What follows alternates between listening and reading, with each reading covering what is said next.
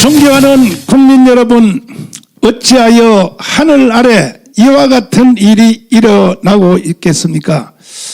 저는 작년 벌써 2년 됐습니다. 6월 8일 날 대한민국이 이렇게 될 것에 대하여 7가지 조건으로 제가 시국 선언문을 발표했고, 그것을 들은 국민들이 분노하여 1천만 명 가까이가 한 번씩 왔다 간 사람이 1천만이 넘습니다. 강화문에 집결을 했습니다. 그래서 문재인이가 겁을 먹고 저를 깜빵에다가 딱 쳐넣는데, 전다 깜빵 넣는다고 되겠습니까? 그 머리가 돌대가리죠, 문재인이가. 근데 결국은 어제 그저께 여러분 뉴스를 계속 지금 보시는 그대로 문재인은요, 반드시 저는 개인적으로 의심하는 바는 북한에게 완전히 북한한테 잡힌, 저는 완전히 이거는 뭐 김종인 할아버지는 이적죄라고 했는데 저는 이적죄는 저리 가라고 사형밖에 없는 여적죄, 나는 여적죄의 범위를 넘어섰다 이렇게 보는 겁니다. 그러니까 이게 말이 되겠습니까? 우리나라에 있는 원자력 발전소 그것은 해체하고 북한에다가 원자력 발전소를 지어주려고 했는데, 내가 여기 지금 금방 오기 전에 원자력 전문가하고 잠깐 상의를 했습니다. 전화가 됐는데 내가 오늘 깜짝 놀란 걸 들었습니다. 그 원자력 발전소 그분이 전문가 하시는 말씀이 뭐라고 말하냐, 왜 우리나라의 1호기 그 지금 해체한 거, 그걸 북한이 왜 문재인이 그걸 해체하려고 그러냐, 그것이 중수로라고 합니다. 중수로라는 것은 뭐냐 하면 거기서 원자탄을 만들 수 있다는 거예요. 그게 하나밖에 없다는 거예요, 우리나라에. 그 뒤에 나오는 경수로는 전기만 할 수 있는 원자력 발전소고, 그래서 그것을 해체를 못해가지고 난리가 났다는 겁니다. 이거는 여적죄, 이적죄 아닙니까? 이거는 완전히. 그리고 또 전문가들의 지금 의심하는 바는 뭘 의심하느냐? 그 해체해서 어떻게 하겠다냐? 이걸 해체해가지고 지도세도 모르게 북한으로 가져가서 북한에다가 그걸 건설하겠다는 그런 의심을 한다는 것이죠. 존경하는 국민 여러분, 어떻게 대한민국에 이런 일이 일어나겠습니까? 이제 저는요, 화가 나는 것을 선을 넘어서 눈물밖에 나지 않습니다. 이런 것들을 듣고도 국민들이 아직도 가만히 있다면, 여러분, 우리는 국민하고 할 필요가 없습니다. 최초로 이제 김종인 할아버지가 이것은 이적죄에 해당된다 그랬더니 청와대에서 지금 막 발끈하고 난리 난 거지요. 청와대에서 이제 도덕이 이제 잡힌 거거든요. 그뿐이 아니라 문재인 대통령이 왜 저런 행동을 계속할까, 이것에 대해서 저는 계속 추적을 해왔습니다. 추적해왔는데 문재인 대통령의 탄생, 출생도 거의 거짓말인 것이 다 밝혀지고 있고, 북한에서 출생한 것으로 이제 밝혀지고 있고, 또 문재인의 어머니, 돌아가신 엄마는 가짜 엄마고 북한에서 만났다는 이모, 그 이모가 친엄마라는 것이 지금 점점 더 드러나고 있습니다. 이거는 대통령이 아닌 거죠. 그래서 우리는 3월 1일까지 우리가 이 모든 것들을 국민과 함께 공감을 해서, 대통령이 저런 짓을 하는 대통령을 우리가 더 이상 용서할 수 없습니다. 그래서 전 국민들이 빨리 우리 1천만 앱 갈기에 다 들어오셔가지고 3월 1일까지 전 국민들이 마음을 공유해야 됩니다. 공유.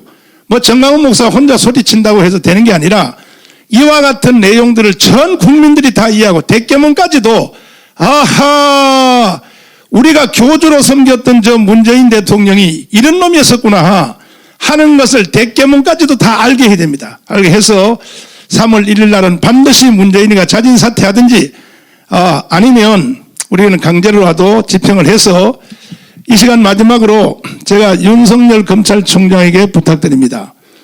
윤석열 검찰총장님, 어차피 당신은 자기의 정의감에 붙잡혀서 대통령 2명을 깜빵 보냈잖아요. 그렇다면 그때 정신이 어디 갔습니까? 이미 말씀하셨죠, 검찰총장님. 아니 이명박 박근혜가 저 나쁜 놈이라 해서 깜빵 넣었더니 더 나쁜 놈이 생겼다고 말씀하셨다며, 사석에서. 그 다음에 또 깜도 안 되는 놈들이 정치한다고 그러고 말씀하셨다며요. 말로만 하지 마시고 여적죄, 이적죄는 현역 대통령일지라도 즉시로 체포할 수 있으므로 윤석열 검찰총장님 빨리 체포조를 빨리 만들어서 문재인을 체포해서 조사를 해야 됩니다. 그래야 검찰총장이지 나라가 다 무너졌는데 무슨 뭐 지금 여기서 뭐 머뭇거릴 시간이 없습니다. 전 국민이 함께 뒷받침하고 윤석열 검찰총장님이 안 그러면요 더 큰 비극적 사건이 일어날 수밖에 없어요. 대한민국 국민들이 가만히 있겠습니까? 가만히 있겠습니까? 그래서 빨리 국가를 새로 정돈하고 문재인과 문재인 일당, 주사파 일당들을 완전히 정리해서 국가를 새로 바로 세워야 될 줄 압니다. 이 일을 위해서 저는 목숨을 걸었습니다. 뭐 옛날부터 목숨을 걸었지만 이번에 이 더 큰 일들이 점점 드러나고 있으므로 심지어 문재인 대통령의 아버지는